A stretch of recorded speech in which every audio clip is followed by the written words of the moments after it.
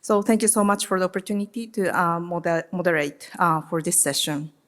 So I start by briefly setting the scene.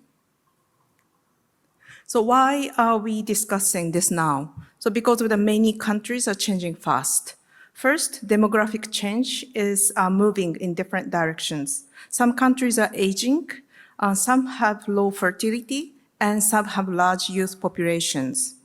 At the same time, cities are growing and migration is changing communities. Second, we are living through a poly-crisis, like climate stress, economic uncertainty, geopolitics, and widening inequality. So what? These pressures can reduce trust and push people into us versus them thinking, but they also create an opportunity to build more resilient and inclusive societies. So to make sure we are using the same language for this session, so here are the three simple working definitions. So first, intergenerational solidarity means different generations support each other and share responsibility through families, communities, and institutions. Intergenerational equity means fairness, how opportunities, risks, and resources are shared across the life course. Lastly, an unsettling word means we face overlapping shocks, which increase uncertainty, vulnerability, and also the social tensions. So let me share one real example that affects solidarity and equity, which is care. The care is a shared function in every society, but the burden and opportunities are not equally distributed. So globally, women do about 76% of unpaid care work, including care and domestic work. This matters because unequal care burdens affect people's time, work, education, health, and participation. So it can also shape well-being and then trust across generations. So before we start, just three simple ground rules. So let's avoid generational war and divisive framing. So let's focus on the shared interest and also the workable solutions. The second, please keep your points actionable. So if possible, link your point to your setting and your context that to your point to a lever, an implementation pathway or concrete example. The third, context matters. We should keep in mind one size doesn't fit all. So as we listen today, let's think about what would need to be adapted in our own settings. So at the end, we want to leave with three outputs. First, as a shared narrative, a constructive message that avoids divisive framing. The second, actionable levers, a short list of practical ideas that can work in many settings. Lastly, the key implications, what today's decision suggests for different actions and the context. So now let me introduce our distinguished speakers, and we will start with our keynote speaker, Professor Eileen Blackberry. So Professor Eileen is the John Richard Chair and the Director of the Care Economy Research Institute at the La Trobe University. So she's a health services and implementation science researcher focusing on the complex care. Her work looks at access to care and innovative, effective, and sustainable models of care, including for diverse and rural communities. So then, after that, we will hear from our panelists, Professor Sabu Padamadas, Dr. Vania de la Fuente Nunes, and Professor Steve Tolman, and Mr. Adrian Lianiro. So I will introduce each panelist briefly when I invite them to speak. So after the presentation, we will have a discussion and Q&A. So with this, please join me welcoming the Professor Eileen Blackberry.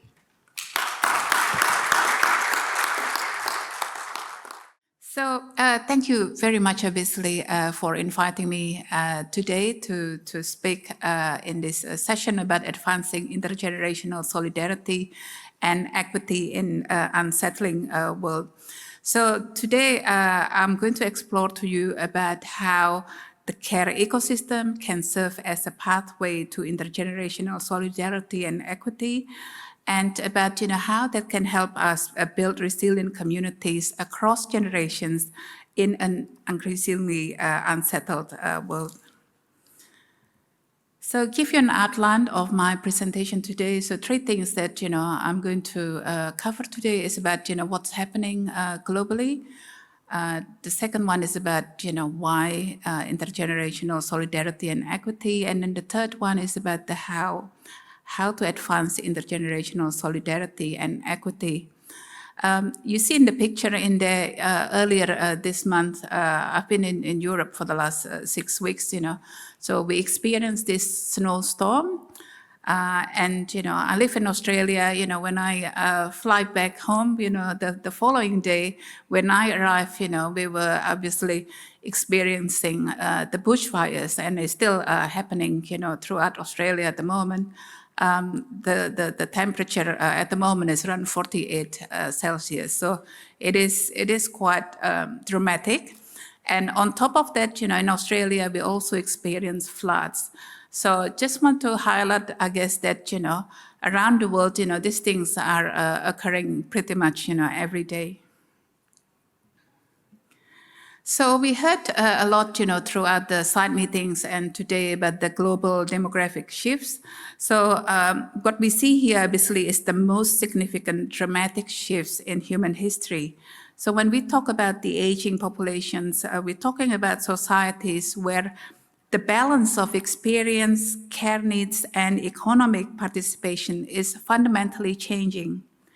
Declining fertility in some regions means fewer younger people entering the workforce and also fewer potential caregivers.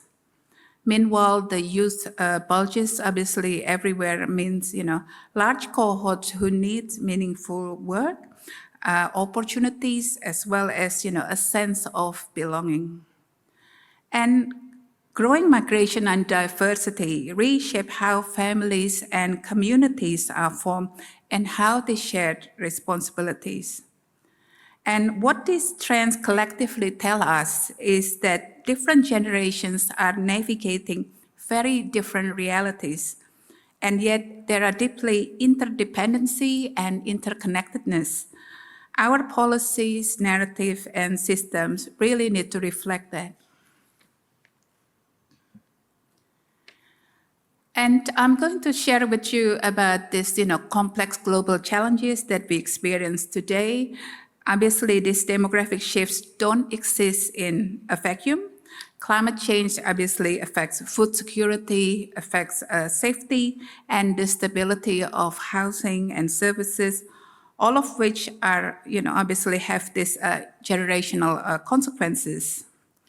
On top of that, we've heard today also about geopolitical instability that disrupts the livelihoods and fractures the social networks that people rely on. Economic pressures make it harder for families to provide care, and it's also harder for government to actually fund and sustain the model. Social divides are widening in many places between generations, between regions, cultures, and also socioeconomic groups. And the affordability of care is becoming a major stressor across the lifespan.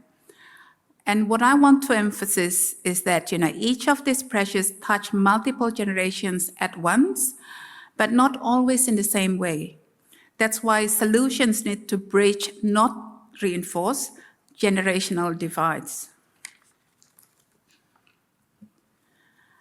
So why intergenerational solidarity and equity? Mikiko mentioned a little bit, some of the points that I'm going to try to describe a bit more here. Intergenerational solidarity is powerful because it strengthens the fabric of the society. It builds resilience and inclusivity. When generations connect, they share strengths and perspectives that help everyone to adapt. It helps prevent widening divides, both social and economic, because people understand each other across age lines. It advances sustainable development by ensuring that the choices we make today don't undermine the well-being of tomorrow. Research from UNESCO and UN Global Pulse identified 7 focal points for capabilities to support mainstreaming intergenerational equity. And this includes giving people a sense of urgency, intercultural awareness, considering the past and present, appreciating novelty, and temporal empathy. Intergenerational connections are a strategic imperative for building a sustainable and thriving future for everyone. So in this slide, I would like to present some of the concepts that we collectively as a team from the Care Economy Research Institute have been working on. So the care ecosystem, obviously some people talk about it, but what we really want to do here is to describe in a bit more details about what that entails. So intergenerational solidarity and equity become achievable when they are supported by strong connections of care that link generations through mutual support and shared responsibility. To understand how solidarity and intergenerational connections can be supported in real life, it helps to think about care as an ecosystem, a set of interconnected elements that shape how people give and receive support. People of all ages need care, from the moment a person is born through their lives until they reach old age. The care actors includes families, professionals, volunteers, neighbors, and community leaders. Resources are not only financial, they include time, emotional capacity, information, and technology. Relationships are the threads that hold care together, formal and informal. Infrastructure includes everything from health services to transport to digital access. And governance shapes how the species interact through policies, funding models, and regulations. When these components work together, they support people across generations. When they don't, the pressure falls disproportionately on families and primarily female caregivers that Mikiko mentioned earlier. So this is the care ecosystem framework that we propose. What makes this ecosystem so important is that it's not static. Care is dynamic and relational. It shifts as people's situation change. It must be responsive and adaptive. For example, during a crisis, from the photos that I mentioned to you earlier, carers often need new forms of support quickly. It relies on collaborative relationships. Formal providers can't do everything, and yet, informal carers shouldn't also have to do everything. Interconnected flows of information, emotional support, and financial resources move constantly across the system and across generations. Genuine integrated care delivery helps to ensure that people experience support as a continuous rather than fragmented. This framework helps us design systems that are responsive and inclusive of all generations, from childcare to aged care to end-of-life care. To do this well, we need to draw on multiple ways of knowing in our care ecosystems. A life course perspective helps us understand that care needs evolve, and so do care roles. The social determinants of health remind us that care isn't just about health services. It's about income, it's about housing, environment, culture, and connection. Systems thinking allows us to see how changes in one part of the ecosystem ripple across others. An interdisciplinary mindset helps us combine insights from health, sociology, economics, and technology. Evidence-informed practice ensures that what we do is grounded in the lived experience and research. And a focus on equity and justice ensures that resources and opportunities are shared fairly across generations. Together, these traditions help us understand the complexity and the opportunity of intergenerational care. When we translate these ideas into practice, certain processes became essential. Cross-sectors coordination ensures people don't fall through cracks between services. Policy levers help align incentives so integration is possible, not exceptional. Community engagement brings in the insight and creativity of those closest to the challenges. Data and monitoring systems give us visibility into gaps, needs, and outcomes. Capacity building strengthens our workforce and volunteers, the people at the heart of care. And technology integration, when done thoughtfully, expands access and connections through generations. These processes are what make ecosystems function rather than fragment. Care systems behave like living ecosystems. Bidirectional flows remind us that care doesn't only move from young to old, it moves in both directions. Nonlinear pathways reflect the unpredictability of life events. Unpredictable patterns emerge as needs and circumstances shift. Interdependence means no actor, family, service, government can succeed alone. And feedback loops help or hinder the system depending on how they're designed. Understanding these dynamics help us create systems that truly support intergenerational well-being. So there are 5 themes here that give us leverage points for strengthening intergenerational equity. The first one is equitable investment, meaning ensuring resources are distributed fairly between age groups, not prioritizing one over another. Responsive health systems adapt to needs at every stage of life, rather than being designed around a single age bracket. Effective workforce strategies recognize that care workers are foundational to a functioning society and that their training, well-being, and retention matter deeply. Digital inclusion ensures that no generation is excluded from the opportunities that technology offers. And climate justice acknowledges that environmental impacts disproportionately affect those least able to adapt, often the youngest and the oldest. Together, these themes give us a roadmap. These are the pressures that communities face at the moment. Affordability care is becoming a major barrier, particularly around long-term support.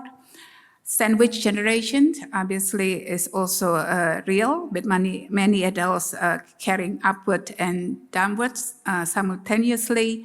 The gendered burden reflects long-standing inequities about who does the unpaid care. Income inequality shapes access to every form of support. And changing family structures mean traditional forms of informal care may be less available.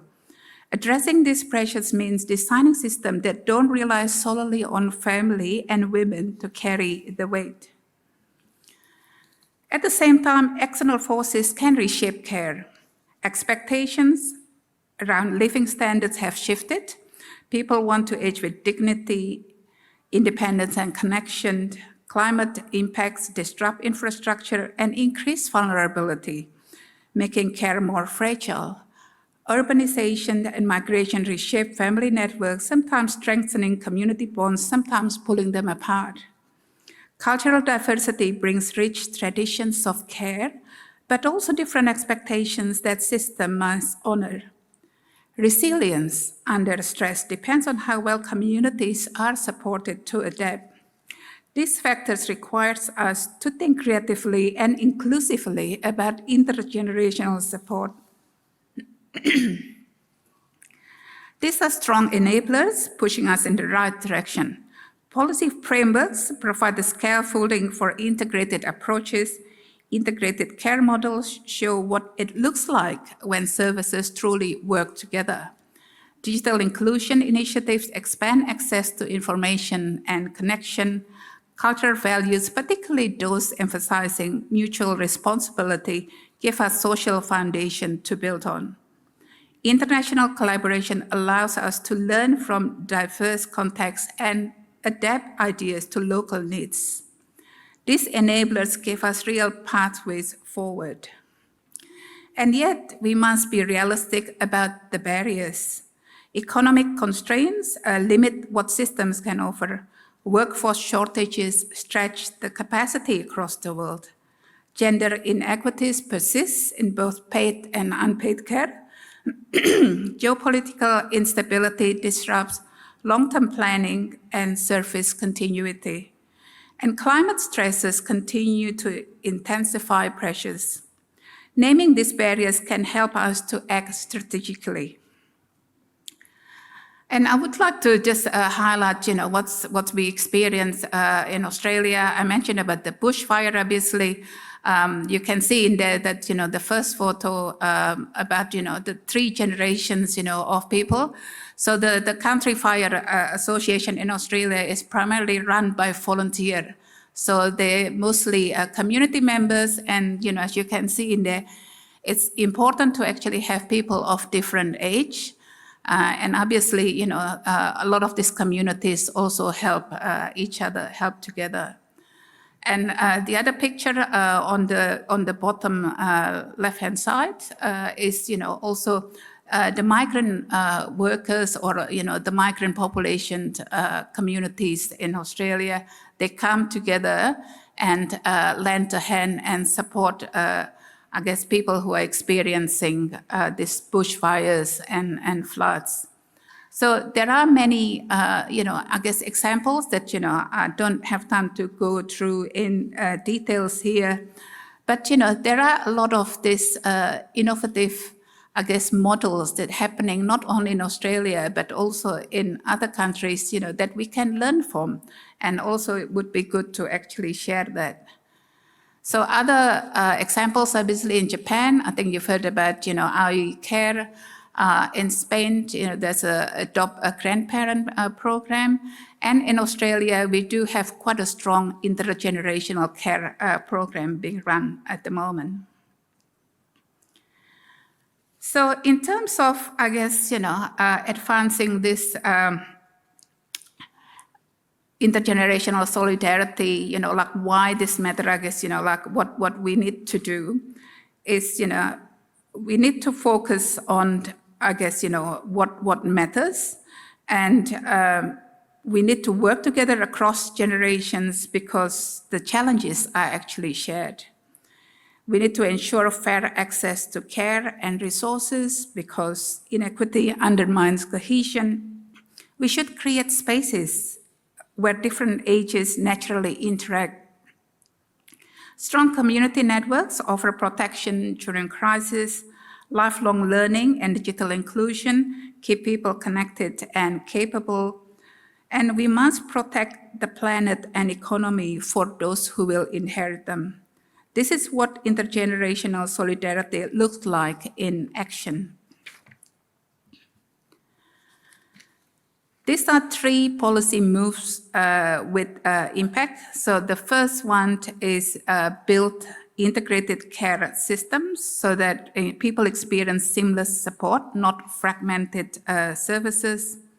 Support informal caregivers who are the invincible backbone of every care system. Promote digital inclusion to ensure that technology brings generations together instead of leaving people behind.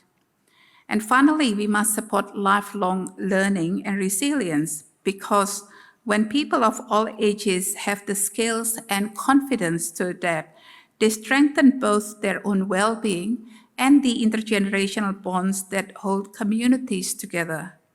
These actions are practical, achievable, and transformative. Just the picture there is the longevity issue. It's a recent one from the Times magazine. It's about, bringing in a new perspective about the future of the society around the world. So this is my last slide. So what I'm proposing here is a call to action.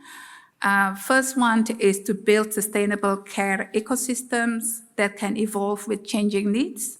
Champion integrated approaches across government, community, and industry. prioritize equity so that no generation is advantaged at the expense of another, invest in workforce development, the engine of care, empower communities as co-creators of solutions, not passive recipients. And if we do these things, we can strengthen intergenerational solidarity and equity. Thank you.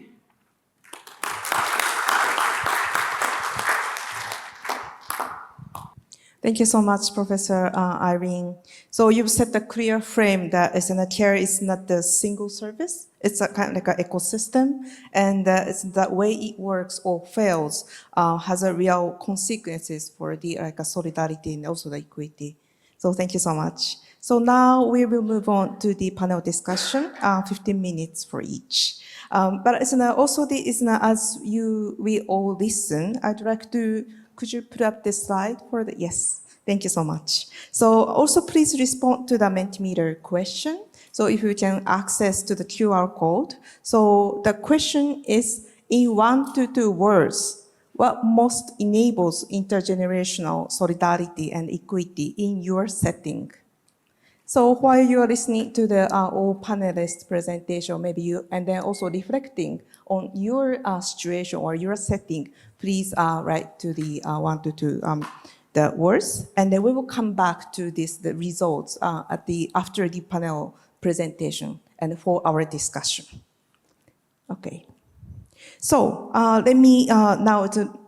let us move on to the panel presentation.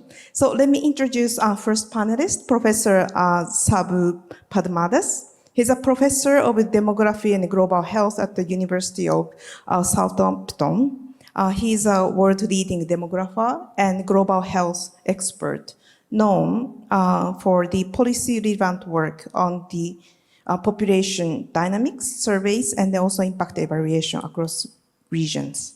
So today, Professor Sabu will help us ground this topic in the population evidence and the policy framework and what that means in the unsettling world, including like a digital divide across the generation. Over to you. Thank you, Mikiko, for that kind introduction. Good afternoon, Savadi Cup. I think that's the best way to start. I'm so pleased to be here, and I'm grateful to the PMAC organization for the invitation. And I have found that this has been an amazingly coordinated effort, I think, globally. So congratulations to PMAC again, I think, for this outstanding meeting. So I think what I would do is that, some of the issues that we are discussing may overlap. So I'll just try to keep a focus. But here are the key questions that I would like to address. I think one is how can public policy reconcile intergenerational needs while ensuring that there is solidarity and cohesion, family cohesion or social cohesion? And what are the gaps that undermine evidence-based policy making on intergenerational equity? But particularly, I think what we need is more comparative analysis, I think, of countries to understand how different countries cope with each other. And in fact, as Mikiko mentioned, that there is significant variations. I mean, there is no one size fits all. So we need to really have reflections of what are the best practices, what are the models, and what's the kind of evidence that is presented globally, and what do we gain from those things. And then how can institutions move beyond age-based silos? I think that's critical. I think because, what we do is that, when it is young children, we put them in the daycare. And when there are, young people, we put them in the schools or universities. And then, we have working age group, we put them into different work streams. And then, of course, the elderly, the older people, they are at, we put them in different institutions and so on. So I think hardly these actually interact. So that's actually a problem. So Japan has actually shown some remarkable kind of policy steps. Of course, given the rapid aging that is taking place in Japan, they have pioneered the concept of actually working together or living together, young people living with older people and so on. So we need to really start reflecting on these facts more carefully. And as a demographer, I'm always interested in the magnitude, the impact, the scale of the problem, rather than. Having said that, I think we should not leave people behind, because at the end, the numbers, there are lives behind these numbers. And what scalable evidence-based models effectively strengthen these intergenerational relations and family cohesion, particularly during overlapping crises. For instance, COVID that we have seen. Prior to COVID, there was Ebola, I think, in some parts of Africa, as we know, that particularly in Sierra Leone and Guinea and Liberia, they were struggling with Ebola. Prior to that, there was genocide, civil war, conflict, and the recovery takes time. But before that, I think COVID erupted, and that affected globally. Literally, no households was actually free from COVID. Every household experienced that pandemic, and that pandemic has actually given us that kind of insights into kind of what we should do and how we should prepare and so on.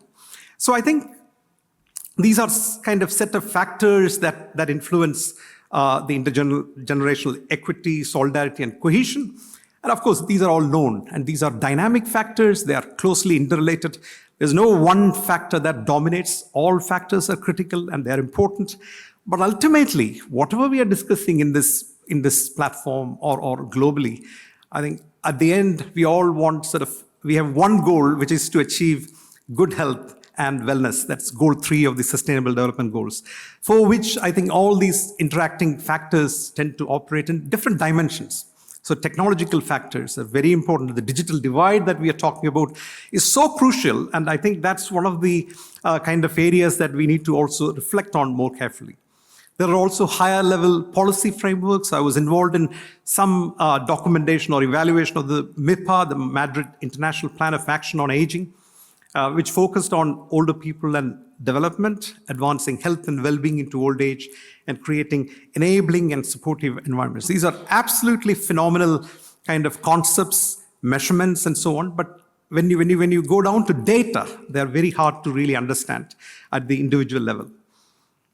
The UN also came up with a fantastic proposition of declared this decade as the decade of healthy aging. That means adding life to years than years to life. I think a push from caring to more fostering their capabilities and capacities. There was also UN convention. I think this started back last year, and this is going to roll on further. In 2026, we are waiting for some kind of human rights perspective to protect older people. But whatever I think these wider kind of policy frameworks are sometimes disrupted, or how do I put it? I mean, they are hindered by these global uncertainties. One, for example, this is the unsettling world. I'll just need some. So I think Irene has actually already mentioned this, that from, you name it, from conflicts, wars to climate change, urbanization, rapid urbanization, and different forms of impacts of climate change, like in terms of not just, the weathers, the extreme weathers are sometimes misunderstood, but that's actually the cycle that we have seen more common now than before. But these have extraordinary impact on certain vulnerable sections of a community. Particularly, I think if you look at the most vulnerable are women, pregnant women, and elderly and children. I think that this is a fact that we have to bear in mind. And this is not something that is going to happen in the future. This is happening. And in fact, since the start of this century, we have seen more conflicts and civil wars, I think. And since the start of this century, we have also seen more epidemics, small epidemics concentrated in few areas. Like Ebola could have been a pandemic, if it had happened in China or India. So those are the reflections that we need to think of. We need to prepare that in order to really ensure that there is everyone is included in that safeguarding or protection of policy. So the digital divide that we have talked about, there is considerable divide, across between countries. So, for instance, I think, I'm just taking some examples, like here from India, China, and Japan, for instance. Japan has really advanced. If you look at over the time period, I think the smartphone users, the percentage of smartphone users have really increased substantially. And well, of course, US and Japan are leading in the world in terms of that one. And then, but also EU is actually after that. But China and India, there is actually, although there has been an increase in access to smartphone use. I think you could see considerable inequalities between countries.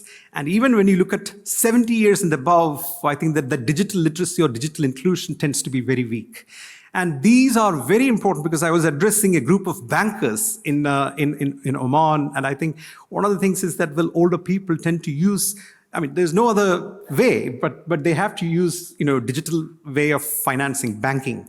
And because cash economy has changed to more digital economy. So we need to really reflect on these things very carefully. And I'll just run through some of the global, kind of trends, I think, which we all know. But just a reminder to this conference that, Japan, for instance, has now crossed, the median age has crossed 50 years. What it means is that 1/2 of the population are aged, 50 years and above. China is just following that trend, about 40 years now. I think, well, I have not really gone into the future. If you want to know more about the future, I think perhaps you could ask Professor Sergei Sherbov, who is in the audience, I think, who knows about, who has done remarkable projections and so on. But, for instance, India is still young. I think, it's about 29 years, but there is still that incredible room for growth up until 2057, to be precise, I think. But these trends tend to be vary. And after that, we have heard from today's session from Chris Murray that it's going to be Africa that everyone will be paying attention to. So if you look at the life expectancy at age 60, of course, you see that little dip. So any change in life expectancy, any minor change in life expectancy tells you something very big. That means that the government policies are probably not working, or the health systems have collapsed, or whatever it is. But here, that COVID actually showed that there was a dip in the life expectancy at age 60. So what it means is that, well, following that, there has been a steady increase. Now in Japan, I think if somebody reaches 60, that I think, they will have an additional 30 years in their lifetime. And other countries are actually following the pattern, the Japanese pattern. And China, of course, China's female life expectancy at age 60 is quite close to Japan, and whereas the male is actually close to India and so on. So all these comparisons are giving us some insights. But what you also see is the gender divide. So when you think about people living in isolation, older people living in isolation, or older people living in institutions and so on, that trend is going up, and particularly for women in countries like Japan. And even when you look at the life expectancy at age 80, look at the Japanese females are hitting the century. So we will actually confront a situation where we talked about care economy and care provision. There's going to be a huge demand for care, I think, in the case of Japan. What is also interesting is that the Chinese male life expectancy at age 80 tend to fluctuate. And in fact, Indian males or Indian females are doing a lot better than the Chinese males. We need further investigation why these trends do happen. I'll just quickly pass on to other things like, the reason why I'm showing that this is the working age population. We all know this very well. But what is interesting is that, even the most populous country on the planet today, India, has reached what is known as a fertility below replacement level. What it means is that the time bomb has started, and it is going to India is also going to experience, all these challenges. So whatever we are discussing, whether it is global challenges, these trends, these are not just happening at the global level or at the country level, even at the local levels, these are happening. When you look at the living arrangements, it's predominantly, this is India's case.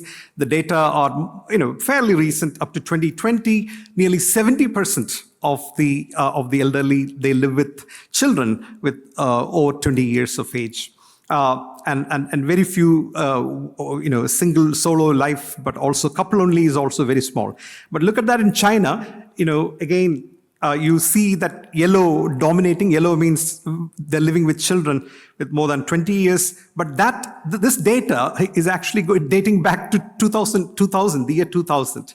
So we have had updates, but they were never in the kind of international domain to understand what the trends. But there was a recent review paper where clearly, I think it showed that nearly about 1/2, I think, of males are living with a spouse.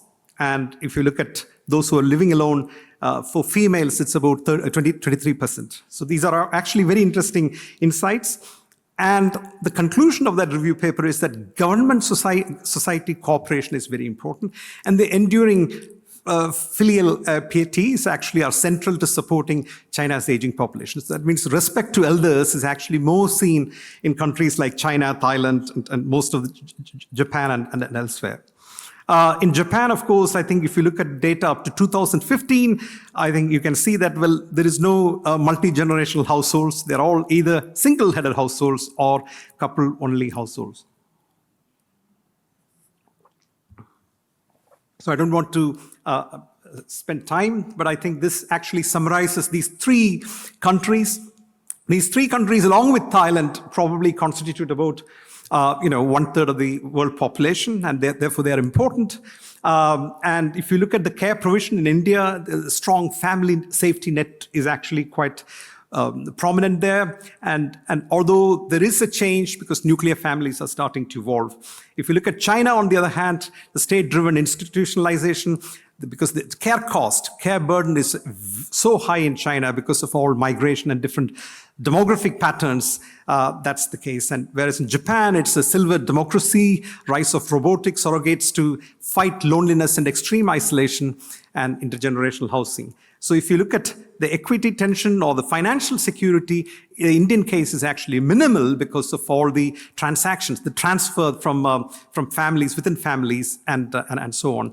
But if you look at China, for instance, it is becoming fragile because of pension funds are strained, and the retirement age hikes are not really going to yield anything really positive.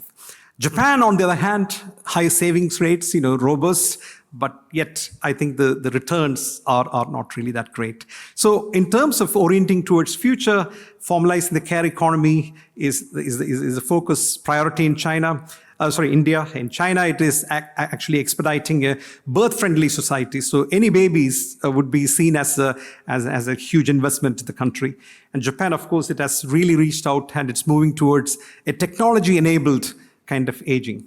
So I'm not going to, I think I'll probably stop in the next 1 minute. So if you look at, these are some of the interesting frameworks that I've thought that they inform very well. They're based on nationally representative data from China. I think the key conclusion is that the children's wealth and financial conditions, it's not the support per se that determines older people's happiness and well-being. And similarly, emotional support and social security tend to reduce multi-dimensional poverty rather than economic support, as we have, because these are all very interesting evidence in the current scenario that we need to understand, because these are all based on cohort studies. There's also a study in Spain which looks at all these different dimensions or different variables of intergenerational solidarity. And again, it is a support within the family, especially during economic crisis, that matters. Finally, my reflections are, well, how do you reconcile the intergenerational needs? Is that public policy should balance generational interests by integrating redistributive measures for inclusive decision-making and collaborative frameworks and so on. Data gaps, I think we have these are significant, and that's where we need to invest more in terms of conducting cohort studies to understand, and also comparable data sets to understand the economic, social, and health and caregiving dimensions of intergenerational solidarity. And we have to also move beyond the age-based silos, actually looking at more following a life course perspective, which is already there. But these are all, again, confined to small research units conducting these wonderful research. But at the national level, if you look at Asia in particular, I think we need to really invest more in these data. And finally, evidence-based adaptable programs are critical, and especially, and we need to really start preparing for the next adverse situation, because globally, the uncertainties and complexities are actually, dominant these days, and these are going to prevail. Thank you. Thank you so much, Professor Sabe. So from what I'm taking from your presentation is that we need to write the question at the right data lens. So that is we don't hide inequities behind the national averages, or so that we can design the policies that remains for the across generations. So thank you so much. Now let me invite next speaker. So Dr. Vania de la my pronunciation is really bad. Dr. Vania de la Fuente Nuez. I hope that's fine. Sorry. So she is a medical doctor and anthropologist and an international expert on healthy aging and ageism. So she currently leads the aging portfolio at the Fred Hollows Foundation and also advises governments and organizations through her consultancy work. So today, Dr. Vania will speak about the two practical shifts, how to avoid the generational war narratives, and also how to ground the decisions in intergenerational impact. Over to you. Thank you so much, Mikiko, for the kind introduction. Thank you to PMAC for the invitation to be here. And also thank you to all of you for choosing this session and for being with us today. I actually wanted to invite you to stand up for a minute because I know that you've been sitting down for quite a number of sessions. So maybe if you stand up for a minute and then sit down again, you can stretch. I'm sure you will all welcome the opportunity to stretch for a little bit.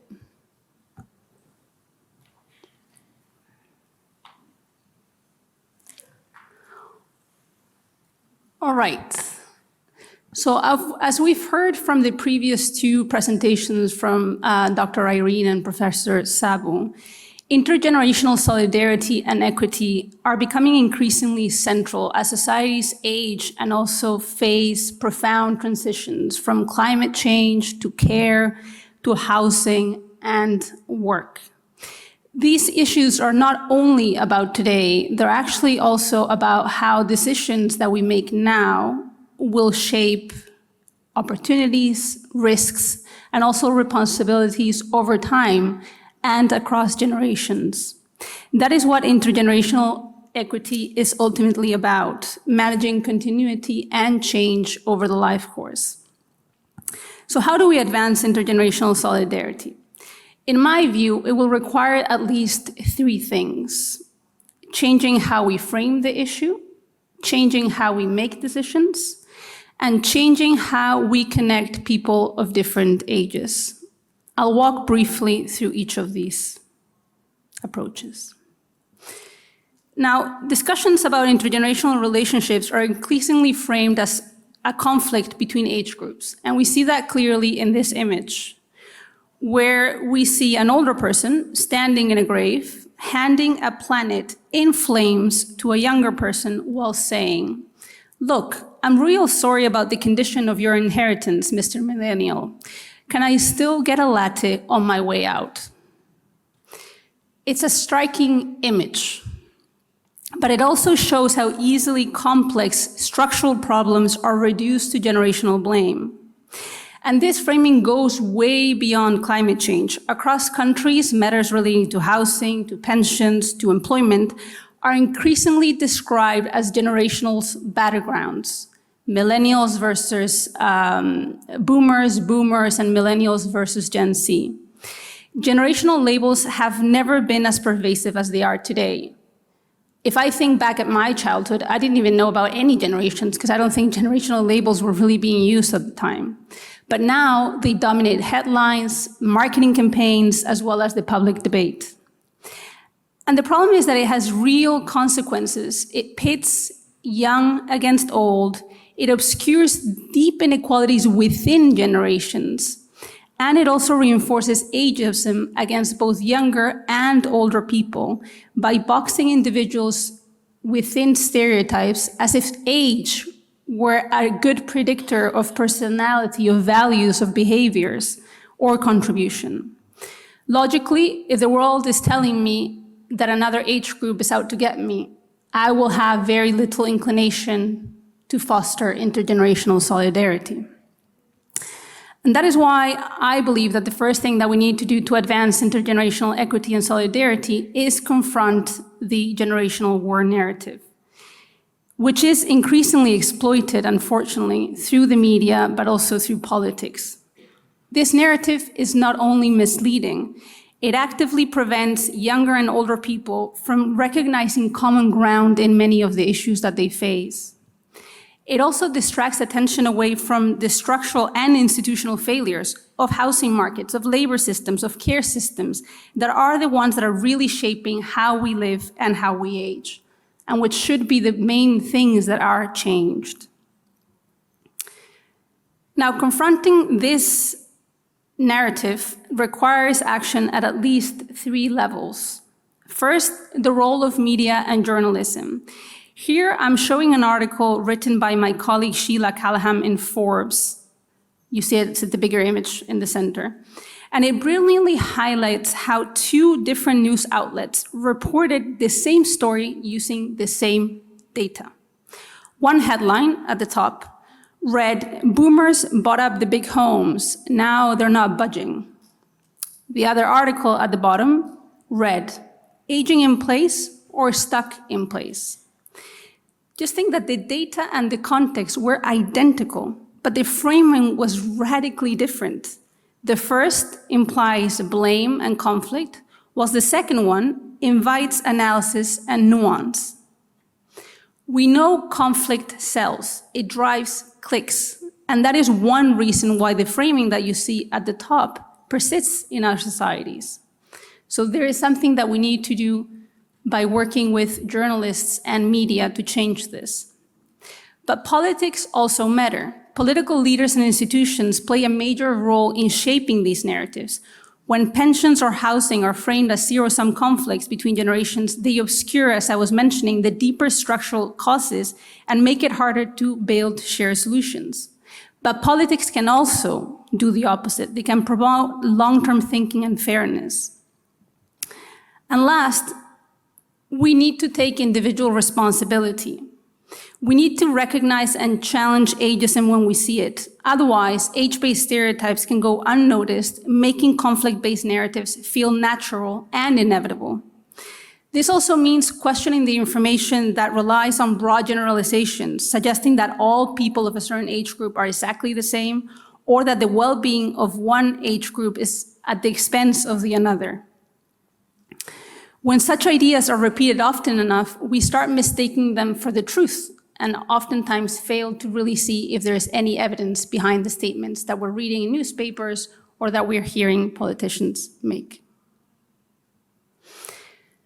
The second approach to advancing intergenerational solidarity and equity is grounding decisions in intergenerational impact. Many of the inequities that we face today have actually arisen because political cycles are very short, while the social and environmental consequences of policy choices are long. So to advance intergenerational equity, we need to make long-term trade-offs very visible. We need to institutionalize future-oriented thinking and ask how policies affect people at different stages of life and not just today's median voter. This links very nicely with the presentation that we heard this morning from Chris Murray. Fortunately, we're starting to see an emergence of new institutions. In many countries, bodies are being created to test today's policy decisions against their long-term impacts. These range from parliamentary committees, such as the Committee for the Future in Finland and Iceland, to future-oriented commissions and executive units in places like Wales, Spain, Singapore, Philippines, and beyond. Just to give you an example, the Future Generations Commission in Wales, and you see an image there, it acts as a voice for people not yet born, ensuring that public bodies consider long-term impacts in areas such as health, sustainability, but also technological change. Similarly, in Spain, my home country, we have the National Office of Foresight and Strategy, which sits under the presidency and analyzes long-term challenges to help prepare the country for the decades ahead. I was, for example, involved in a process that tried to look at what policy choices we need to make today to prepare for the Spain of 2050. Now, these institutions were not always there. Not every country has them, but we're starting to see that there is now a critical mass of such bodies globally. And in fact, I think that is reflected by that image that you see at the top right. In the year 2022, we saw the first World Summit of the Committees of the Future, which signals that there are enough to at least host that type of summit. We see a similar trend at the international level with the UN Summit of the Future and the drafting of the Declaration of Future Generations. I think that these efforts represent a promising step for intergenerational equity, but to fulfill that promise, two elements must be met. First, they need to meaningfully engage people across the life course, especially those who tend to be excluded from decision-making, which are younger people and older people. And second, they must overcome a persistent blind spot in future-oriented governance. We often imagine future generations as permanently young. We speak about those not yet born, but rarely acknowledge that they will age too, and many of them will actually reach very advanced old age. So if we don't get this right, long-term planning will only prioritize early and midlife outcomes, while later life remains insufficiently anticipated and will only leave us to respond to it reactively. Now, the third and final approach to foster solidarity focuses on designing for real intergenerational connection in the fabric of everyday life.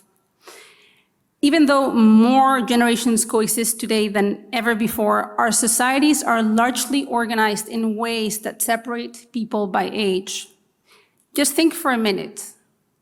How many friends do each of you have who are 15 years older or 15 years younger than you? Most people I ask this question to don't even count one or two. And this matters because intergenerational solidarity is built through regular lived interaction. When people of different ages fail to meet, misunderstanding and distance takes root. So we need to be intentional about creating environments and programs that enable people of different ages, all ages, to meet and engage as part of normal life. And for this to work, we need to ensure that there is structured interaction, that they have equal status in that interaction, and share goals and cooperation. Unfortunately, when these conditions are missing, initiatives risk becoming one-directional, reinforcing hierarchy and age stereotypes. But when they're reciprocal, we know that this reduces ageism and has wider benefits, from improvements in health and well-being to reducing loneliness to strengthening social cohesion. Here I'm showing a few examples of intergenerational initiatives from across the globe, and I've been lucky enough to be involved in many of them. In many countries, particularly in low and middle-income countries, we find intergenerational self-help clubs. These bring together older and younger people to mutually support one another in caring, in sharing skills, but also in income-generating activities. They are community-led and reciprocal, and at the top left, you see examples from these types of clubs in Uganda and Vietnam. In other places, we find intergenerational living. So for example, programs that pair older people who live alone with younger people in university contexts. We see an example of Viura, Econ Viura in Barcelona. And we also see buildings or housing developments that are designed to be intergenerational and to try to push for those connections in your everyday. An example is the Nagaya Tower in Japan. You also see organizations such as Grandes Amigos in Spain, which addresses loneliness in older age through sustained intergenerational relationships, or Cycling Without Age. You see an image at the bottom. This is a global initiative that is now present in more than 40 countries and which pairs younger volunteers with older people for shared bike journeys, creating joy and community. These are just a few examples, but in reality, thousands of intergenerational initiatives are actually being designed and delivered every day around the world. The challenge is to make sure that they're designed in ways that can help them maximize their impact. Luckily, we have more resources now to make that happen and help design those interventions in positive ways. So on the top right, you see, for example, guidance that we developed at the World Health Organization to support the design and implementation of these types of activities to reduce ageism. And next to it, in white, is a strategy that I developed, for example, for a regional government in Spain, where intergenerational action was a core pillar. And that work actually inspired initiatives such as the one that you see at the bottom, which brought younger and older people together to co-create video games through Minecraft education as part of a process to imagine more inclusive and age-friendly cities. And behind all of these strategies and all of these efforts that I just discussed lies a simple idea. Intergenerational equity is not about choosing between young and old.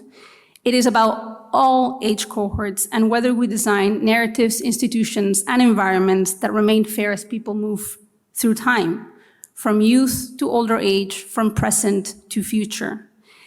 At its core, this is about governing time, and one simple but often overlooked fact that can help guide us is that for most of us, our shared future is older age. Intergenerational solidarity strengthens when we recognize that older people are not others, but plausible versions of ourselves. Thank you so much for the opportunity to share these ideas. I really look forward to questions later on, and you can find me on those two QR codes, or I'm happy to connect after the discussion. Thanks so much. Thank you so much, Dr. Vanya. The powerful takeaway is the language is not a cosmetic, it's a shapes narratives, also there's no policy decisions. So meaningful engagement of the old generation is the future where the intergenerational solidarity is promising. So thank you so much. So let us invite the next speaker, so Professor Steve Tolman. So he is the founding director of the SAMRC, Wits University Rural Public Health and Health Transitions Research Unit, and leads the aging cohort health and social demographic platform. So he's also a research professor at the University of Witwatersrand. Today, Professor Steve will share the life course evidence from a long-term population platform illustrated through the rural South Africa. Over to you. Thank you. Thank you, Makiko. It's such a profound experience being part of this community at the Prince Mayadol conference. And I'm learning all the time, and I'm sure that's common for all of us. In some ways, after today's plenary and then listening to colleagues, the thought that came into my mind is we're talking as much about think global and act local. And as our chair, Makiko, has just said, I want to try to give something of an African and a Southern African perspective. No one could listen this morning and not be taken aback by the scenarios regarding sub-Saharan Africa in particular. I'm not sure how much the issue of intergenerational solidarity features in our discussions across the continent, at least the communities I link with. You gave a lovely example, Vanya, from Uganda, and I'll try and give a couple more. But I don't think that's part of our discourse yet in sub-Saharan Africa. That is really important, because if there's one society with a youth bulge and a rapidly aging population, it's Africa, including sub-Saharan Africa. That's the dynamic. And there is an extraordinary transition underway as the demographic transition is reflected in changing health profiles that create the clash of communicable and non-communicable, of infection and cardiometabolic or related chronic conditions.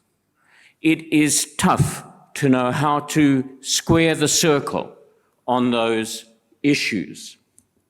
And of course, the demographic transition, and particularly the health transition, is consequent on the social, economic, and related changes that are underway. So my emphasis today is on a national and, in fact, a subnational orientation, and as colleagues have said earlier, the deficit in data and efforts to try to bridge that deficit, to better understand along the life course, and particularly in this discussion, the middle-aged and older.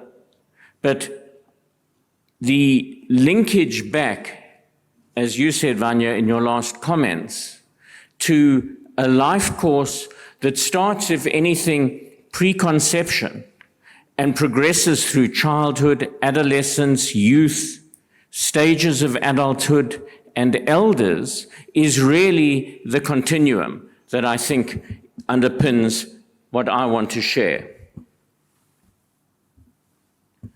So, with an African and international team, over a good many years, we enrolled a population of about 120,000 people, and we have followed them forward.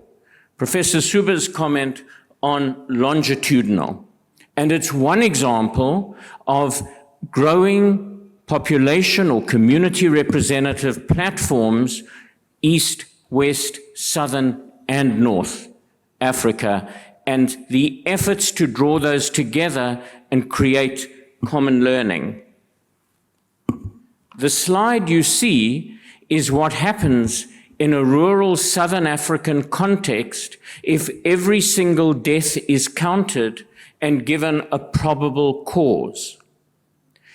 The black curve reflects mortality from HIV and AIDS, and you can see that trajectory over a quarter century or longer from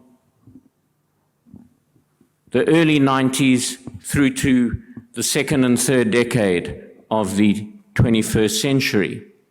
But what you also see in red or orange are the expanding levels of chronic cardiometabolic disease, cancers, and respiratory disease, and their coexistence. And that will be the shape of the future in these societies going forward. What happens when you link a mortality picture to the fertility and childbearing picture and the migration picture? And you get the complex so-called population pyramids that we were reflecting on this morning, that we've been discussing this afternoon. But this is one society in rural Southern Africa in which every birth, every death has been counted over the past 30 plus years. And you can see in the top left, early 1990s, a very classical economically developing environment. And if you go to the bottom right, over only 3 decades, you find the change, the momentum of longer life extending through childhood into youth and adulthood, and a growing proportion of older people, the simultaneous coexistence of the two. And why put the line in that slide at 50? Because in vulnerable populations living under adverse circumstances, aging happens more rapidly. It happens more rapidly with greater consequences. And I'm not sure it's so smart to stick with 60 or 65 when you're talking about these sorts of populations in sub-Saharan Africa. We've drawn an arbitrary line here at 50 to show how those populations are increasing. What does that do when you have concurrent chronic conditions that may be infectious or non-communicable? It changes the entire shape of and multimorbidity, the coexistence of 2 or more conditions. The challenge in how to manage them is high, but what the curves are showing is this coexistence kicks in young, partly because of HIV/AIDS. It kicks in young and it extends into mid and older ages, and it's no different for women or for men. That is a very, very different scenario than high-income countries, and we are only getting to grips with it now. Older people in a Southern and East African setting where HIV/AIDS really decimated the parental population, took on enormous responsibility. Frankly, I'd never thought of it as unpaid work, but they took on enormous responsibility for child rearing, for schooling, and supporting young adults, not all of whom get into the workplace. South Africa and a couple of the countries on the front line around South Africa have been very fortunate in having far-sighted older person grants programs. The South African program has a very high take-up so that all 60 and above are entitled to the older person's grant. And that is an enormous contribution.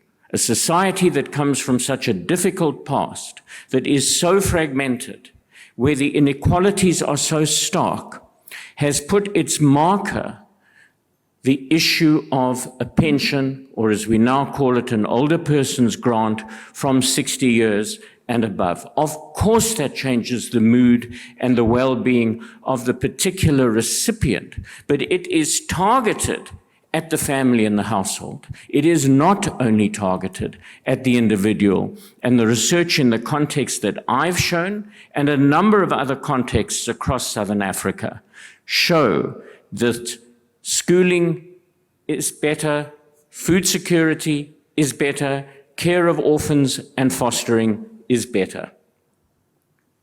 Well, this is just a schematic of one example of a so-called health and socio-demographic information system or longitudinal platform that is akin to a whole population cohort.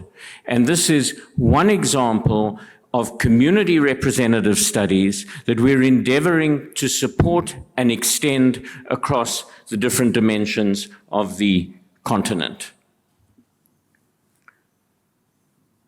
We are trying to get to grips with what are the data and the evidence gaps around older people, because issues of cognitive impairment and evolving dementias are occurring much younger. So how do we build the evidence base around that? And what you can see here is the experimentation that's led to the application of tablets, which helps to reduce the educational, the linguistic, the numeracy, and the various other cultural and related barriers that get in the way of trying to undertake effective cognitive assessment. There is a very significant adjustment. So again, all the data-related slides I'm showing come from that population platform in the rural northeast of South Africa, Southern Africa, adjacent to southern Mozambique. And what these slides show is there is a very significant difference in cognitive change over time, depending on no education, primary education, secondary education. But what we also find is that literacy, the ability to write, to read, to use numbers functionally, as opposed to formal education, is a significant determinant in their own right. Similarly, as the red bars in the two graphs on your left, I think, show the association of near and distant vision with cognitive change. It is so simple to act on that. And the bar on the right is beginning to suggest that the same holds for hearing. These are such actionable interventions for older and younger populations. But the association of vision with cognitive change is a strong and robust one, and it applies to mild cognitive impairment as well.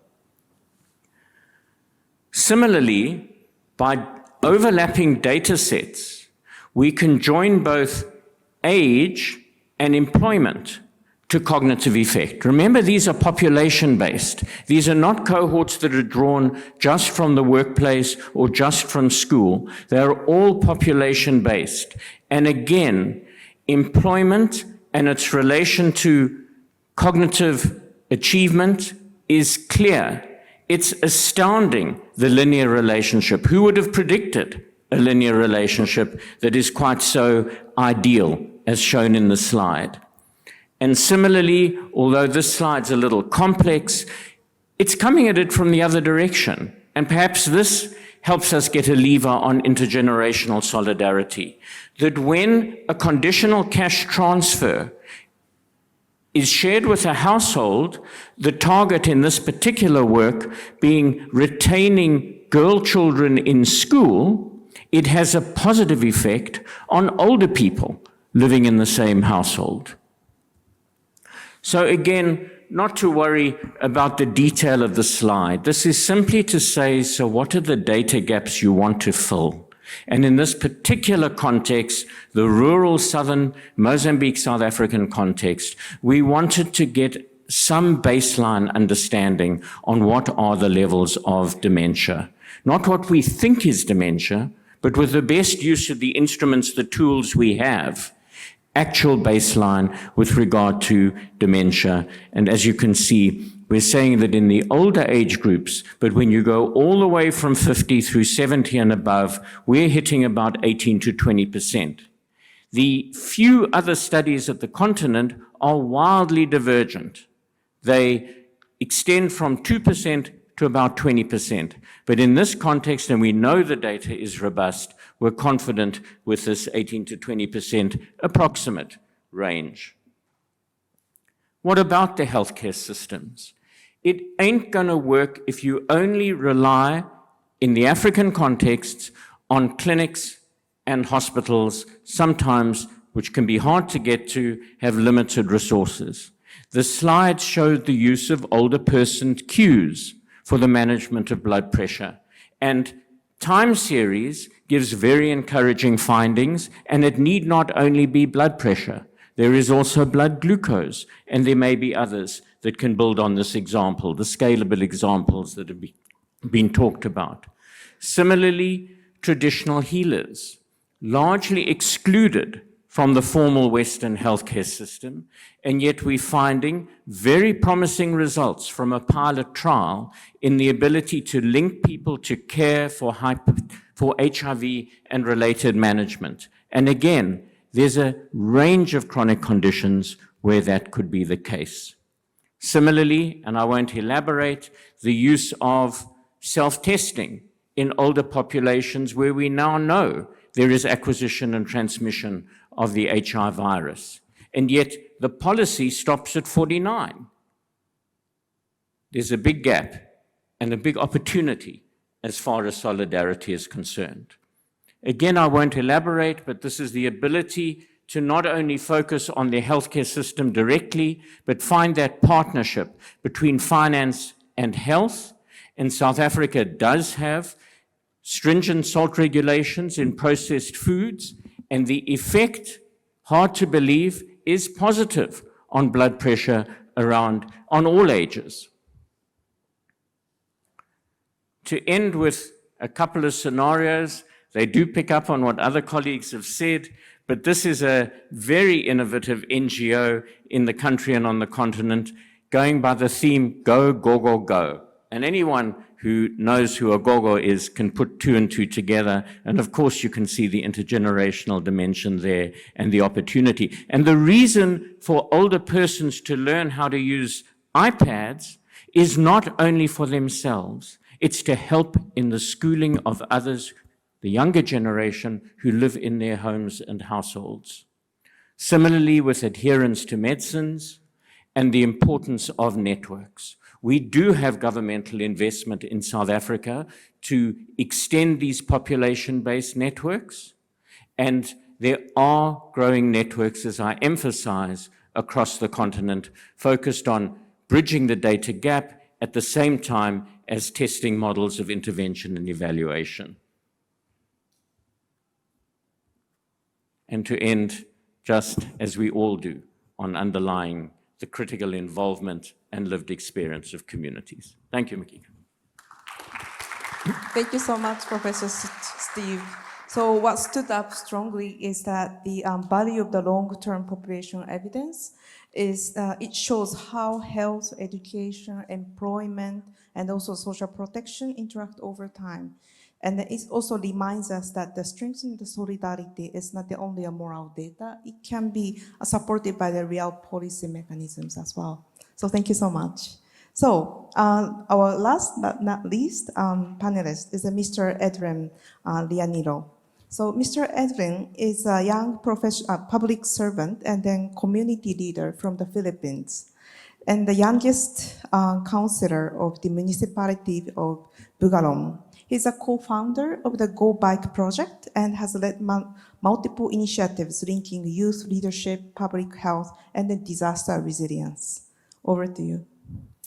Good afternoon, everyone. My name is Edren Lanillo. I'm the founder and executive director of Padre Rescue Incorporated, and I'm again currently serving as one of the youngest elected municipal councilors of Bugalion, Pangasinan in the Philippines. I grew up in the loving arms of my grandmother, Nanay Nati. One day, she complained me chest pains and difficulty of breathing. Knowing her history of hypertension and diabetes, we rushed her to the nearest hospital. Sadly, we were too late. She died of myocardial infarction. The same thing later happened to my father and to my uncle, whom I dedicate all of these advocacy programs for them. When they suffered these medical emergencies, we do not know what to do.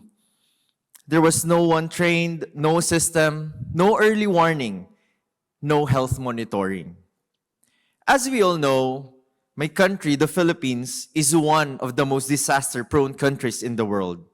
Across 7,640 islands, we experience floods, typhoons, earthquakes, and volcanic eruptions, and even human-induced disasters such as fires, road crashes, and medical emergencies.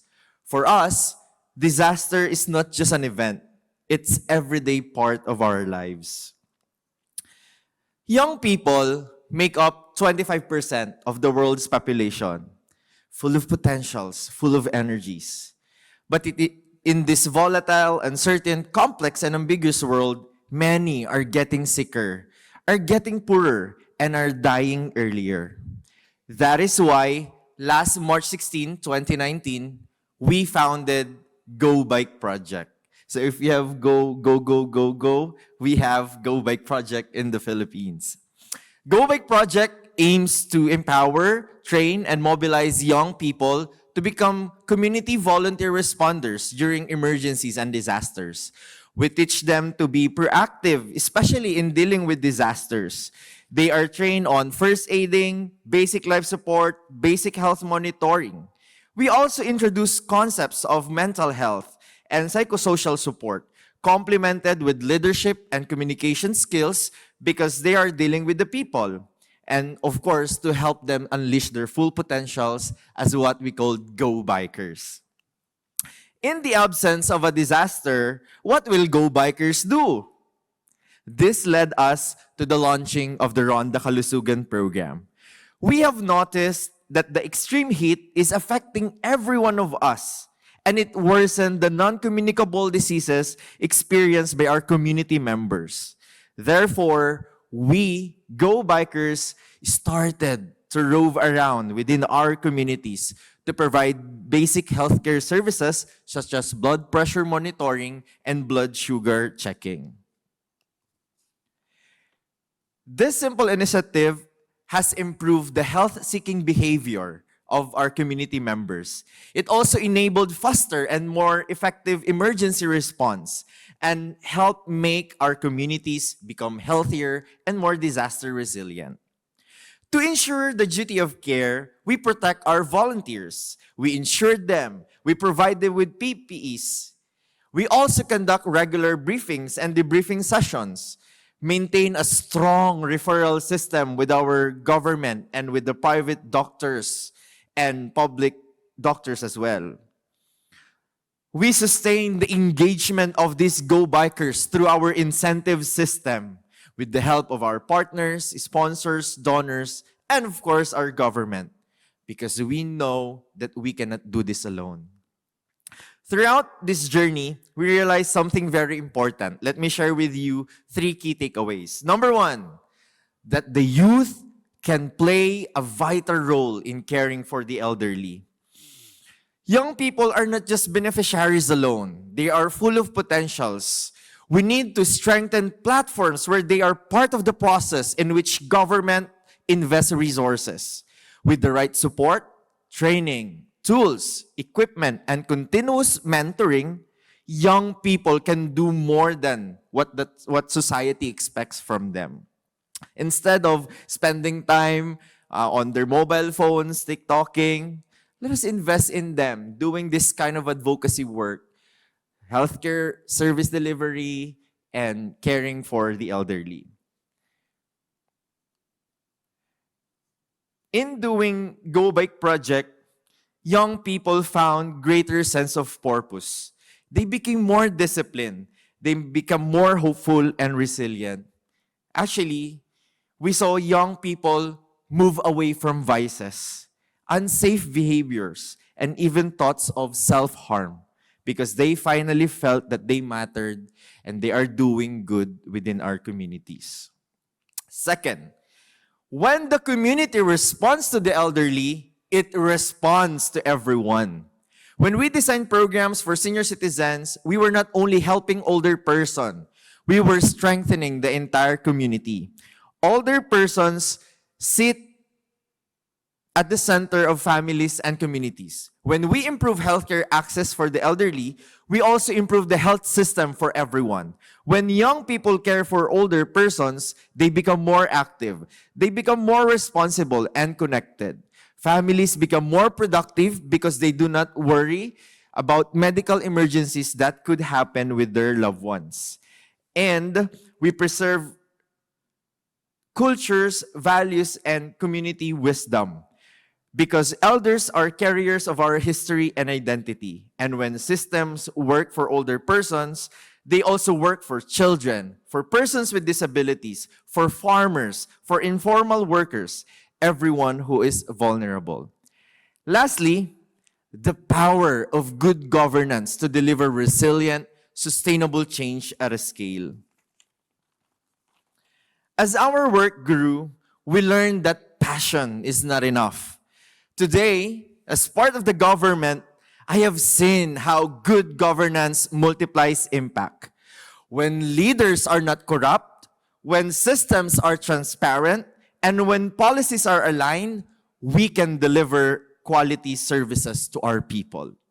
Beautiful programs for the elderly, just like what we have experienced yesterday at the field trip at Ratchapitat Hospital, is doing a great job. And it is not impossible to adopt it, mostly in the Philippines. What I saw is a strong political will of the governor. That's why, until today, their hospital is still doing good things in that municipality. Now, to scale up programs like the Go Bike Project and Run the Kalusugan program, we need government champions, leaders who are mission-driven, adaptive, bridging, and deeply rooted in serving the communities. Someone that I always heard in this conference, someone that has political will. Leaders who are willing to own, co-own, and co-create the program and be willing to be a bridge to address societal divides. Today, we have trained 2,586 Go Bikers across 45 communities in the province of Pangasinan.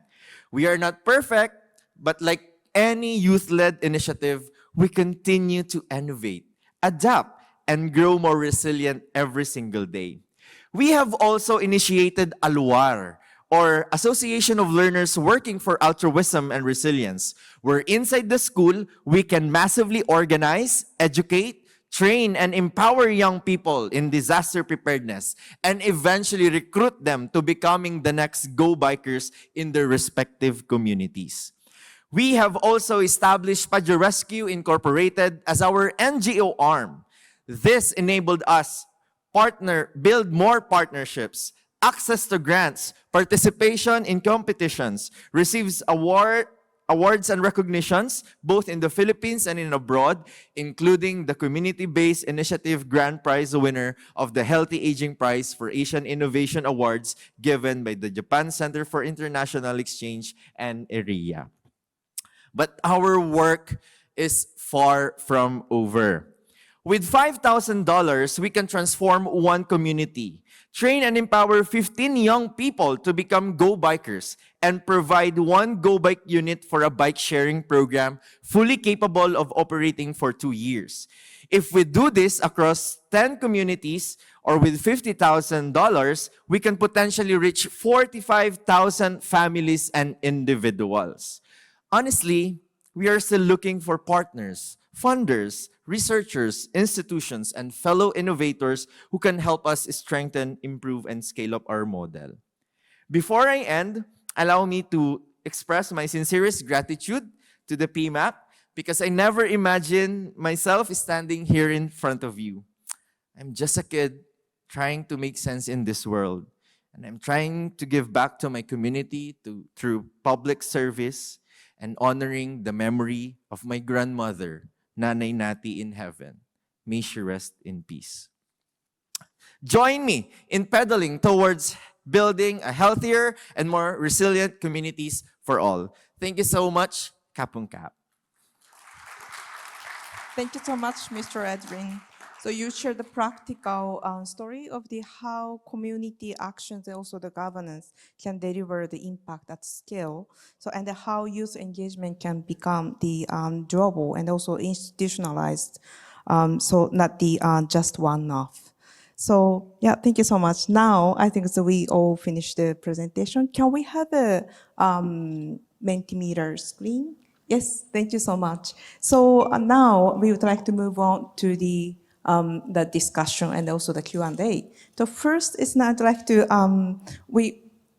I'd like to propose that we're going to look at these results, and also I'd like to ask our members to have these of the reflections. So that, as you know, this system, so the bigger number of the response have a bigger font. That's a simple thing. But it's also I see it's like a shared values, empathy, family, love, family values. These are the quite big prominent responses. So I think it's in a maybe shall we start like a shared values. So I'd like to have ask the panelists from your perspectives, what does it mean for you to share the values and how it works for the advance the intergenerational solidarity and equity. So maybe it's open to anyone if anyone wants to start. I might just start. I think from my experience, in terms of, when we talk about, not only when we talk about care, when we talk about anything and everything, a lot of people are always seeing things in silos. So I know we talk about shared values. So that's why I think shared values are important because, a lot of the time people are too focused on what they're doing. They don't actually see the bigger picture and they don't see the connection in terms of what they're doing and how that actually has impact on other things or other people, other communities. So I agree in terms of, having a shared values. It's not an easy thing to do because, obviously, even when we talk about, older people and young people, there are quite a lot of, I guess, well, I don't want to call it a war because I don't think, it's actually that bad. But I think having that shared understanding about how each of, whatever you do in life, will have an impact on others, not just people, within your age group or people within your family or communities, but, much more broadly.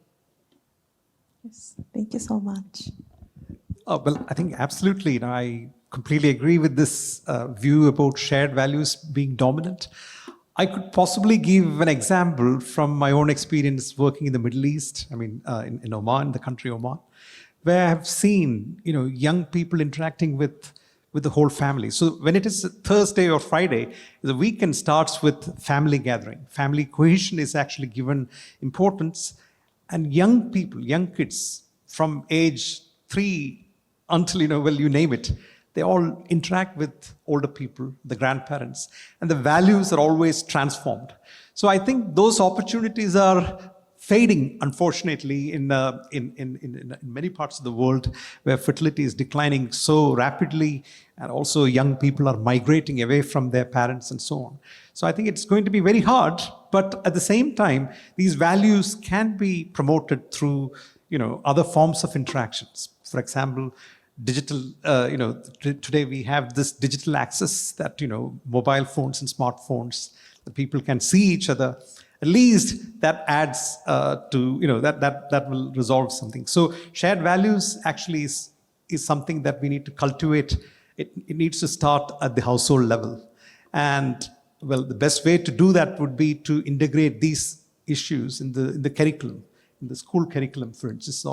We don't have these days, we are completely focused on disciplines which are really focused on the discipline itself, but not looking at these wider social issues. So whether you're trained as an engineer or as a physician, you need to understand what is happening at the society.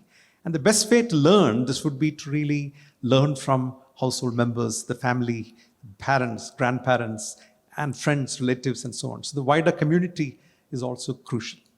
Thank you. Thank you so much. I'd like to ask Dr. Banya about the empathy, because you're also mentioning about how the narrative matters. So and also avoid having the intergenerational, a generational like a war. So it's not, how do you see that as an empathy? How does it work? Yeah, I'll link in both, because I think the issue with shared values is that I don't think we can share anything if we don't connect.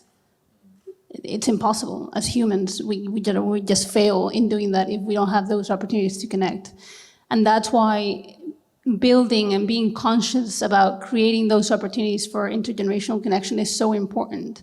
Unfortunately, they're not happening organically. I mentioned earlier, right? We have more generations coexisting than ever before, but we just failed to meet.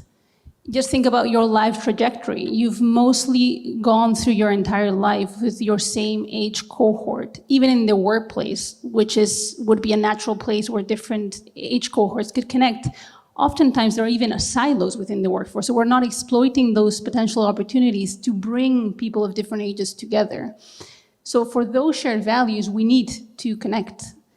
In terms of empathy, again, intergenerational interventions do not only help us if designed well, and I emphasize designed well, they don't only help us address ageism and eliminate all those age stereotypes that we may have about different age groups, because, they put a real person in front of you, and it's rare that that person will confirm the stereotypes that you would have about that age group. But they also help foster empathy, because they push us to be in the shoes of that other person. So again, we've done a lot of work, and I invite you to read it in the UN Global Report on Ageism, which looks at intergenerational interventions as one of 3 effective interventions to address ageism. And as I was mentioning earlier, it has all of these other positive effects on health and well-being, on social cohesion, and a large number of other impacts. And I would also challenge, because I see family very large in the image, and I just wanted to point that I think for us to have intergenerational solidarity and equity, it's not enough to just have those good relationships within the family. Because when we do that, we can just see the older family member as an exception to the abstract notion that we have about older people. So that individual relationship may not help us challenge the age stereotypes that we have about other generations. So I welcome everyone, and again, I go back to that question about how many friends do you have who are significantly younger or older than you, and what opportunities do you have in your communities to make those connections? Because again, you will be surprised. There are more than we think, but we oftentimes have to look a bit further than because they don't happen organically, because infrastructure is not designed in a way to help us connect. Just think about parks. At least if I think of Barcelona, for example, where I live now, parks are often designed in ways that segregate us by age. A public park, why do we do that? Activities are still targeted at specific age groups. So again, we need to go beyond those silos to try to make those connections. Thank you so much. So, Professor Steve, can I ask you about we see that as in the family, empathy, and the love, and these are connection is quite highlighted here. And then how do you see? Also, you're having a longitudinal, the population-based studies, and in South Africa. And then is how do you see from your data, from your platform, you see that in these things there's a kind of a prominent issues that you realize. So I don't find it so easy to engage with all of this. I think some of it is because many societies in sub-Saharan Africa face a lot of conflict. They face resource scarcity, and scarcity can foster conflict, but it can foster common cause. And I think that's a lot of what we need to leverage. In terms of the data, as Makiko says, it's very clear that social connection is inversely related to cognitive change. In other words, the greater the social connection, the less the cognitive decline. It's not strictly linear. Of course, there are exceptions, but that issue of social connection is profound. And the fact, as all the team is saying, that can go across generations seems to me something that offers great prospect and great possibility. The challenge to extended families has been very high, and yet the experience with HIV, which, as I mentioned, has had such a profound effect on the parental generation, has in some ways, as Eldred so beautifully expressed, probably done more to bring together across 3 generations rather than 2 generations. And the other example I was picking up from Irene, from Suba, from Vanya, but Eldred's last example about Go Bike, yeah, I'm going to use that, is scale. We've all talked about scale. And that issue of how you create the connection between what's happening on the ground and the insights you're gaining from data that help you build evidence, that spark to speak to community action, and if I may say, Eldred, leadership as well, I think does give prospect. But I do have to say that learning how to scale in situations that are difficult is some of what I'm sure is needed in sub-Saharan Africa. Thank you. Thank you so much for the insight. Yes, lastly, Mr. Edwin, I'd like to ask from the implementation or ground perspectives, how do you see that? So you might have aware of these things. That is a really good, the important factor to have the advance the intergenerational solidarity as well as the equity. So would you like to share that your experience and how do you strengthen all these factors? To be honest, it is my first time to hear about intergenerational, intersolidarity, interconnected, integrated. I'm not a very technical person, I'm just young, I'm just 28 and doing this advocacy in the community. But what this PMAC experience have taught me is that it's very important to consider to achieve an intergenerational solidarity is we should have shared meaning, shared values, and shared goals. Elders and young ones are victims of ageism. Discrimination is still rampant and the common denominators. They say young people are too young to lead, while elders are too old, too fragile, done with their assignments, etc. Same level of ageism, different spectrum. But what if we can find a sweet spot and complement with each other? Old people have power, have wisdom, have money, while young people have energy, great ideas, and innovations, where we can actually both create a space for all the society to thrive. So maybe my learning is that let's challenge ageism that actually affects both groups, both the too old and the too young, that both can actually still co-lead, co-create, and co-develop better solutions. So it's not the either or, but it's actually the and. I hope I'm making sense. Yes, Thank you. so much. So now I'd like to open the floor for the questions from the audience. Yes, please come to the microphone, and also please tell us that your name, where you're from, and also it'd be great if your question is sharp and crisp. Yes. Thank you. Aris Ananta, Universitas Indonesia and University Brunei Darussalam. I agree with my friend from Philippines about ageism toward the young and the old. That's one of the reasons of conflict of intergeneration. And ageism often arises because of scarcity of resources. So one way to solve ageism is to provide more abundant resources. Reiko mentioned about choice between diaper for the young baby or the for older person. But if there are so many diapers in Japan, there won't be any conflict of diaper. So what I want to say is that one way is that to solve the scarcity of resources. And for Irene, I like to ask you about the young caregiver. Why are they doing caregiver for? Are they doing this because for love, or because they don't go to school, or because they don't go to work? Thank you. Thank you so much. Any comments, any reflections from the... Could I maybe react to the ageism comment? Because I think also when we're talking about intergenerational solidarity, equity, connections, we tend to just think about younger people and then older people, and we forget the people in the middle, which can be equally or even more ageist in both directions, right? And they are also fundamental to changing the narratives that we've been discussing and fundamental to fostering that solidarity, generating those resources and making sure that we don't keep creating this war narrative. And again, even interventions to address ageism need to be applied to all age groups. It's not just younger people and older people.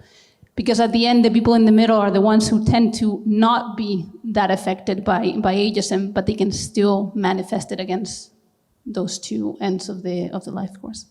Yeah, this is a really good point. That is, we tend to forget the in the middle, the generation in the middle, but it's not. Thank you so much for highlighting.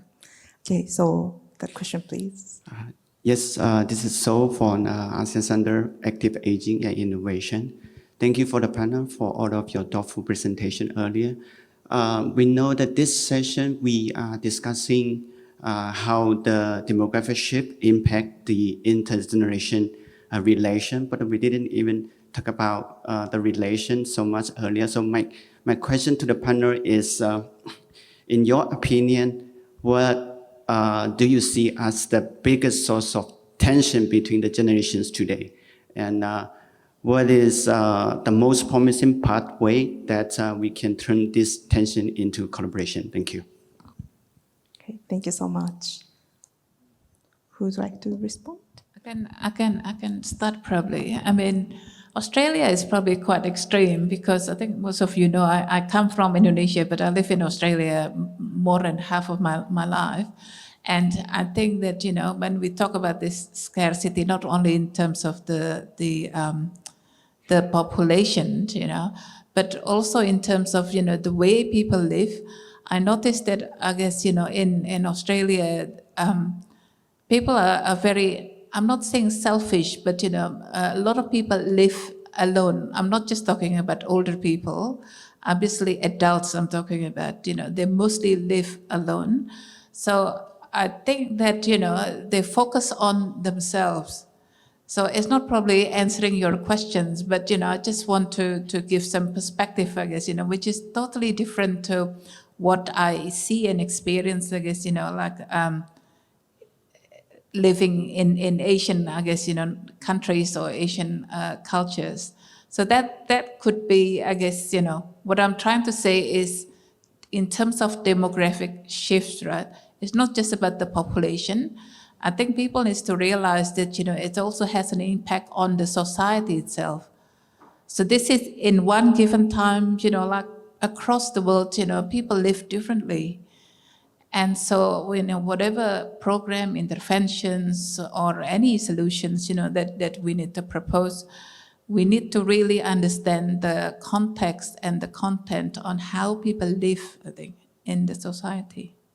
I'm not answering your questions, I think, but, I just want to throw that, as a perspective, I guess. I'll quickly respond to your question. I think that was a very intellectually stimulating question, very thought-provoking question. I think the main tension lies in the balance, the work-life balance. I mean, sometimes, we think that the vulnerable, I think the elderly need support.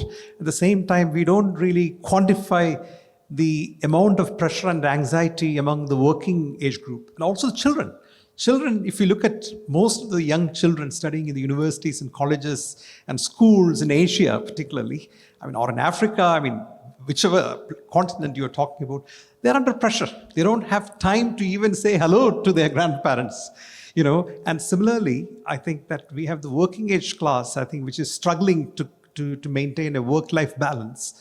I think this is not going to yield, any positive results for the elderly. So I think I don't want to exclude any age group here, but I think that policymakers, particularly employers in the government and private sector, they need to really come up with some form of, a model to enable that work-life balance. And it is actually getting worse sometimes in the corporate sectors. And, this is not a good direction, but that question was very prominent. Thank you. Professor Steve, please. Well, a couple of quick thoughts just to add to what other colleagues have said. For me in the beginning, I do agree with the colleague from Indonesia. I don't think it has to be always, but I think the battle for resources in underserved and infrastructurally weak environments, resource-poor environments, can be very challenging. I think it can also be an example of how one comes together in the examples that we've been hearing. If I use South Africa, I think a great source of tension has been the sense that the older generation has let down the younger generation. That post-1994, as democracy emerged, the expectation of a better life for all was the slogan, the expectation. The late Archbishop Tutu spoke about the rainbow nation, and I loved that image. But I think for many who are younger, the feeling that, what is this freedom about? Maybe it was better before, is to me a serious question coming to the issue. One last point, Mikiko. The first meeting on dementia in African societies was little more than a year ago in Nairobi. What made an enormous impression on me, and it's come back in the course of all the comments from colleagues, including Irene on caregiving, to my surprise, far and away, the greatest presentations, both formal and less so, were about caregiving. So that this issue of the challenge to the extended family and kin, the issue of being left behind, again, the colleague from Indonesia was asking about the younger person, the girl child, who is doing the caring, the caregiving. Martha Chen spoke about the informal sector, but that one takeaway that more than any other issue, caring and caregiving was mainstream and dominant in this first issue of dementias in the African continent. Thank you so much. So I see our time is over, but I see the one last question from Paul. So then we're going to close the session. So please. So thank you. So I'm Paul Ong from South Foundation in Singapore, and thank you, Ivania, actually, for raising this issue, actually, of the multi-generations rather than a single young person or youth, versus old people. Because at the Sauer Foundation, one of the training programs that we've been asked to run actually nationally are interesting trainings for workplaces in Singapore that are actually naturally becoming intergenerational. So for example, the national airline still has a lot of the original employees now no longer serving as cabin crew, but working actually in other capacities. But then there are all these younger sort of workers coming in. And not just there, but in banks and in other sorts of environments anyway, there are kinds of different types of conflicts have been arising.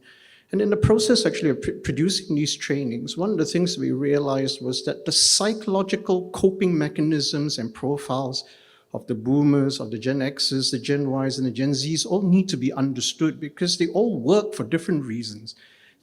So to give you a concrete example, one of the scenarios that I was looking at in the transcripts anyway, had to do actually with managerial conflicts. So you got a boomer, and he's laying out a certain sets of tasks and says, right, the KPIs, key performance indices, for this task is X, Y, and Z.